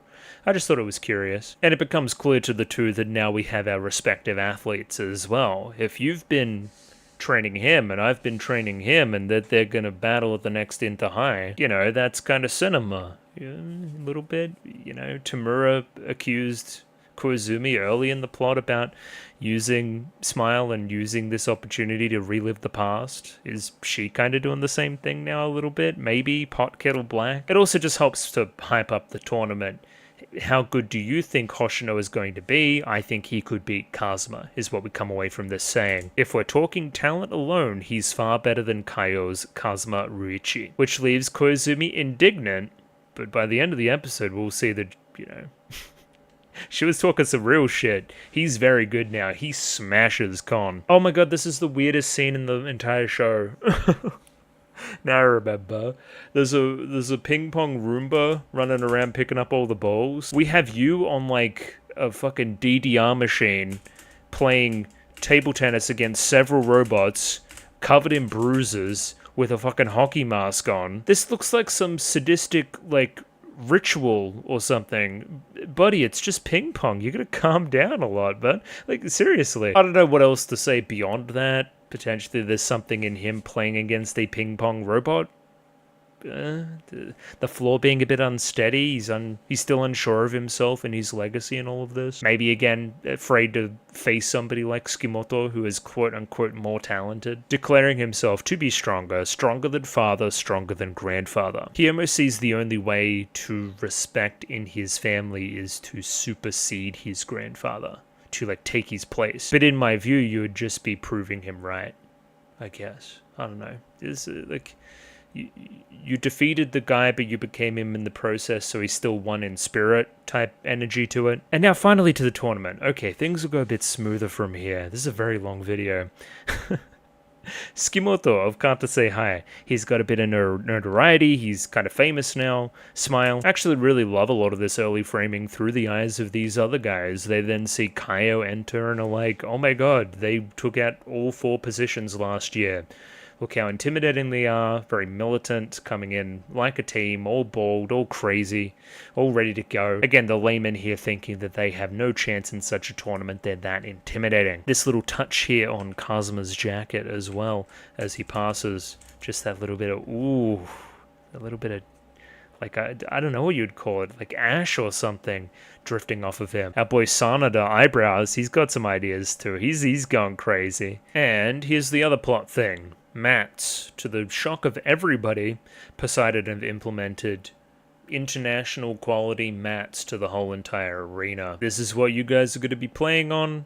It's a little bit different, but not really to any tangible level. It's a play to sell the shoes. If you can get inside a consumer's head and sell them on the idea that they will be better with this thing on this mat, you're weaponizing their passion and their competitive spirit and their want to, get every edge over the competition. It's cynical, is my point. And, if all the experts in the show then aren't wearing the shoes, then we just got a bunch of suckers. At the very least, you would say that the president of Kaio, the chairman guy, Ryu, he does this knowingly. So it's a little bit sneaky. It doesn't reflect nicely on the guy. It's shrewd business, but, at what cost? It's not...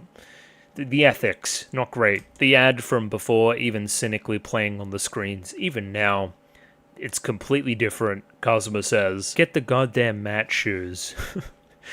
You sucker. It reminds me of this product. It got advertised a lot on radio here. It was an AI smoke driver for golf, right? We've used AI to calculate how you can get a better... ball strike percentage off your driver when playing. It's nonsense. It's absolute cope nonsense that is weaponizing the kind of masculine desire to play good at golf and to be better. Buy this fucking $500 golf club, please. So, what do you mean AI? It's just nonsense. It's garbage. Let me tell you right now, the reason you're bad at your sport isn't because of your gear. Doesn't make any difference. For pros, maybe makes a difference of like 1 or 2%. For you, average Joe, absolutely no difference. Yeah, Michio here, first things first. He's like, I don't think the mats make any difference at all. They're just trying to whip up sales. Holy based, he saw through it. He also gives us an overview of the bracket. Let me just give you the crash course. On one side of the bracket, you have Peko, you have Kon, you have Kazuma. You would expect Kazuma and the winner of Kon and Peko to make it to the semi-final. On the other side of the bracket, the only one you have to worry about is Smile, with maybe Sanada, the vice kind of captain at Kaio to worry about. Once again, new favorite character. He's just so dumb. I can't believe that you were a parent to you. That's just very endearing to me. So, Peko's first opponent is Kon, as we learn. Kon here, using this exact same introductory shot with the plane and the aviators and the cool and the everything, he is almost at the same level exactly that he was last year. He's the barometer. His quality of his play hasn't changed at all. It hasn't fluctuated like any of the other members, really. His temperament has changed. His emotional state has changed. That's his progress. And him learning to then deal with this defeat with grace and know that there's more to life than this is his victory. We get 2 victories here by the very end is my point. But for Peko's intents and purposes, he is now a measuring stick. I am greater than I was. He skunked me first episode. Now I'm at the point where I'm skunking him. You become the skunky. I did like this too. Our little coach guy returns. Continuing on the kind of, what would you say, theme in this 2-episode chunk of athlete and coach. The first difference with Peko is in his temperament. He's not scared, he's not timid, he's not afraid, even though he's playing against somebody that on all odds he should be defeated by, he's gonna take them on. You know, if you're aiming for the top, you got to face the monsters eventually. You might as well get it out of the way early. But he is putting on a little bit of a brave face. He's not perfect yet. He's not the complete product. This is so cute as well. Con is like bragging about his team to his old coach as well. Like, oh, they're actually getting better. It was like teaching babies to read and write, but we got there. And I think that's where the most pride from you is coming from. You don't care about the rest of it all. You're happier to see him in a better like space mentally, and is also really excited to tell his former coach as well that Smile made it too. Remember that guy we had the feeling about? You know, the guy with the glasses from the first episode? He actually made it. He's amazing. Just like meeting up with an old friend and just chatting shit, you know, catching up. Good vibes. Look at this unfortunate guy in the back. Fucking Mr. Potato Head over here or something. Anyway, important part here, Kazuma is not wearing the shoes, Kon not wearing the shoes, Peko not wearing the shoes, Smile not wearing the shoes. We don't care about the fucking shoes. We don't need some artificial advantage, quote unquote. Even Kon here, I've worn butterfly shoes. Butterfly shoes as opposed to the Kaio Poseidon shoes? Is there anything in that? Probably, maybe a little bit. And yeah, he's worn them since home, you know. He doesn't need to change them up. But once again, Kon, nice guy. He's just like I don't mind these shoes. I think my shoes are good. He's just a jolly fella now. Well done. A lot of stuff with the spinning ball too. Unsure what to make of it completely. I think it's just a cool effect more than anything. And I guess this is here as a little bit of Kon's swan song, considering we know what has to happen after this point. Like, my skill level is still at the point where I'm taking these Kaio motherfuckers and, you know, taking him to school, essentially. I'm very good still. And there's such a joy in his play, too. I said DDR before, but he's really playing DDR. He's got the moves at the moment. He's always been this character I've associated with, like, effortless coolness, if that makes any sense. He's definitely living up to the billing here. He's that, like, young superstar type energy. And more than anything, just having fun with it. Dancing on him. Enjoyment in his play. Makes it a little bit sad that he's eliminated so quickly after this. I would have liked to see a little bit more of this side of Kon. A lot of the focus here on this Kaio guy too, just maybe talking to the, you know, culture of the school and the club. Probably not all that great. The talent level probably not there either. Feels a lot like Sakuma did when he was getting beaten down by Tsukimoto. Just questioning, is it talent, is it skill, is it hard work? How's the rest of the club going to respond? All the usual suspects here do succeed. I just wanted to highlight Kazuma in the bathroom again, still psyching himself up. That same old tradition from his grandfather. It's this guy, man. He's so jolly too. Dog. Look at these. It warms the cockles, it really does. Just so happy to see him successful. This is another crucial point of his character arc too. This guy saying, hey, maybe I could be like Tsukimoto one day. Initially you're like, oh, never in your wildest dreams, but ends at saying, there's a bit of optimism there, a little bit of hope. Potentially that talent is just lying dormant somewhere inside you. Deep down inside you. Hey, reminds me of Peko maybe. We thought that Peko had no talent. And it was lying dormant, and now he's going to use said talent to defeat you. Yeah, you know, there's hope for us all. And now a lot of the hero stuff. I've touched on this already. I'm sure we'll go into it in way more detail next week. We play this Enter the Hero cutscene for one of the first times we've seen it since the first couple of episodes, I think. Ping pong guy, flying, wings, in front of the moon? The moon obviously here being Tsukimoto, being Smile. It's almost like I'm protecting him. Like this is the victim and I'm the hero saving them. And now next couple of matches, that's what our kind of enter the hero stuff was alluding to. The hero is about to enter. And I love the framing here. We start with Kaio, right? It's like, who are they watching? First and foremost, they're watching Tsukimoto. He quickly dispatches his opponent. He's ruthless. He's amazingly good. But the one that's catching Kazuma's eye here is table 12 with Kon and Peko. That's the instincts too, man. You know, he's going to lose the first game. Kon's going to lose. I'm not watching for Kon anymore. I've realized that the other guy's going to win here. And yeah, I mean, Peko's put on a clinic. He's a lot faster. He's a lot more aggressive. He's a way better player. And again, this gets very technical ping pong stuff, but we're in his head, essentially. We make him think the way we're playing that he won't have a backhand, but we know that he thinks that and is going to play this shot at this time, and that's our secret weapon, and we're just gonna and kill him, right? Can you tell I don't really know the terms? And yeah, that may seem very gimmicky, and that may be your justification as well, but he continues to beat you down on his own terms. He is just better now. And yeah, this is what causes everybody to change their perspective. Go get Data on Hoshino from Kartase now. It's like he's coming out party, essentially. Everybody's like, who is this kid? Who is this kid? And, you know, Tamura gets to be all smug about it. And the entire time, Tsukimoto just absolutely destroying this kid. He's spending more time looking at Pekko's game. It's just cute. Oh, he's taken back to when he was a kid again, man. A little bit disrespectful. Again, you should respect your opponent and not just watch somebody else. But I think it's worth it in this case. There's that line. Welcome back, hero. And that's the confirmation for those of us watching. You were the hero the entire time, and this is your return. You're now exhibiting these same qualities that you did back in the day.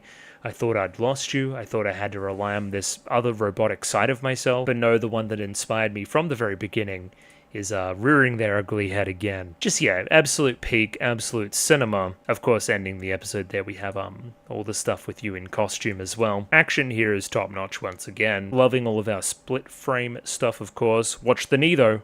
Watch the knee. Yeah, Kazuma is now almost assured that this guy's going to beat Kon as well. So, like, you know, the tables have turned. An unexpected result, an upset. Kon and Pekka getting a little nostalgic here, calling back to the first episode. You remember when you couldn't take a single point off me? Kon, you're almost the one that put me on this path to regain my wings once again. Instead of just, you know, staying where it's safe and whatnot, just put my talent to the limit. Let's actually get serious here. I mean, of course, it's a feels bad man for Kon as well. He feels he's like necklace. It's heavy. It reminds me of the medals that he wore when he was a boy, as we can see there. And then the snacks from home and mom and everything. But yeah, this result feels done. We have Kazuma saying that Pekko's going to win. Tsukimoto saying so as well, even walking away, not even watching the rest of the match. That's how confident he is in his hero. Airplane coming back this final time as well. He's not going to get back on it a victor. He's not going to go back home and resume his career the same way he thought he was gonna. But, you know, he's got different priorities now as well. He's made a group of friends. He's learning the culture. He's somewhere new. He's taking it in stride. Specifically here, juxtaposing that plane with his adoring club mates cheering him and stuff. Come on, man. Come on. We love these guys. I don't really know what's happening here at the very end. It's gloriously animated. And the ball turning into the plane and it not quite making it over the net. Just, yeah, the kind of assurance there from Kon as well that, you know, say hi to Kazuma for me. Like, you're going to pass this and you're going to, you know, play against him eventually. Like, it's like an acknowledgement that I know I'm going to lose. But then I'm also okay with it. He's not sulking and fighting to the, you know, very last breath. He's content. And the realization that he will be welcomed home to his family by his mother regardless. Kon Wenge eliminated in the first round. I loved this shot here as well in the middle of everything. Just one shot there of Kazuma. Something about that parental relationship, him seeing his mother again, something that's not happening with Kazuma here at this time.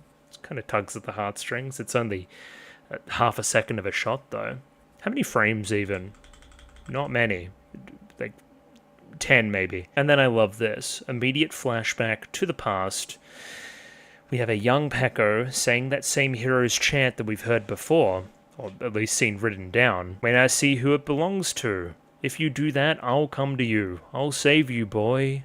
I'm the ping pong bot. I'll come from Planet Ping Pong. He's an alien, actually.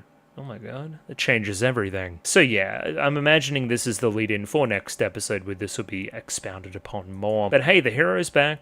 He's defeated Kon. Kon's pretty happy about it regardless. Still have Kazuma to go. That'll be a curious one. How are we going to deal with him and his character? And Sanada on the other side of the draw too. It's all happening. This show, I'm running out of superlatives. It's, extremely good. And it's extremely late, and I talked for an extremely long time again, so One thing. Let me know which order I should do them in. Should I do 9 and 10 next week and 11 the following, or should I do 9 next week with 10 and 11 the following? If I had a preference, it would be to do 11 on its own, just because it fits better for my schedule, but I'm down for whatever. I don't really care. Show's amazing. I cannot stop the glaze. It'll never stop. Either way, you want to see next week, 1 week early. Patreon is available to you. Like the video, subscribe, all that other kind of jazz. I'm out of here. Thank you for watching. Ciao. Goodbye.